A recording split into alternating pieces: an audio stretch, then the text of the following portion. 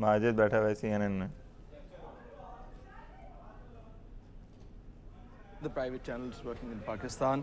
If you take a look at the Pakistani TV channel, they are just presenting national songs and they are trying to depict the picture that Pakistan is fine. There's no emergency kind of situation here. But if you go to the private TV channels, you can take a look at these channels. This is Aaj TV and this is Jio TV. They are presenting live 24-hour transmission about the emergency Nawaz situation. Sharif there. This is Nawaz Sharif, one of the party leaders in Pakistan. Right. And I can show a few other TV channels, like this is Dawn TV. It's also talking about the emergency in Pakistan. This is one of the also leading TV channel in Pakistan, ARY, One World. It's also continuously talking about the emergency. And all of them now having to go to the web because basically they can't get their signals out and broadcast there in Pakistan. You cannot see these stations if you are in Pakistan. Majid, what about the newspapers? How are they covering this? Newspapers are also full of the news about the emergency situation in the country. If you take a look, the Dawn, it's one of the leading newspapers in the country. It's front page and it's full of the news about the emergency situation. And if we go to its editorial section, it is Dawn has written 2 different editorials about the emergency situation. Are they condemning the situation? Are they supporting the move? Definitely. They are condemning the situation.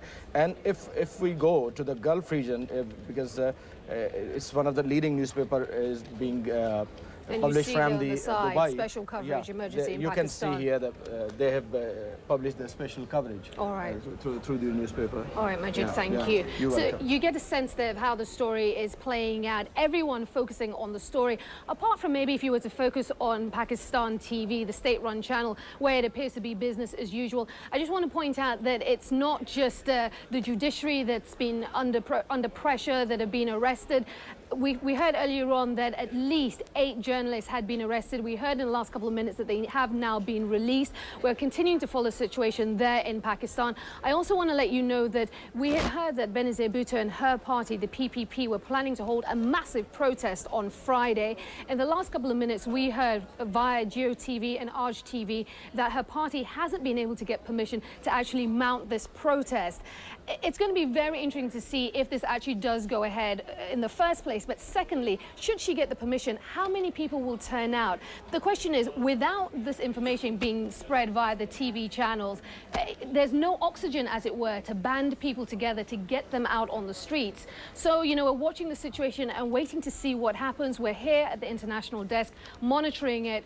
We'll bring you the very latest as and when we get it. All right, very interesting stuff, Aisha, because in many countries, including the Middle East, the news is coming out through what's called user-generated content. So what you see in blogs, online, cell phone videos, when state televisions are ignoring these major developments. That's right. And if you look at the blogs, Hala, you'll see that there is actually a wide array of opinion. I mean, I've been monitoring the Pakistaniyat throughout the day, and one of the things that came out was yes, obvious condemnation for Pervez Musharraf and the moves he's taken.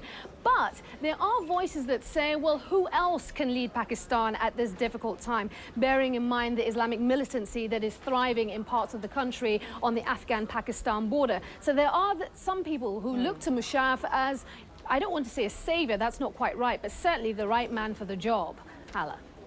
All right, Aisha Sasay at our Pakistan desk today, monitoring all these developments and also with a Pakistani journalist right here in our studios.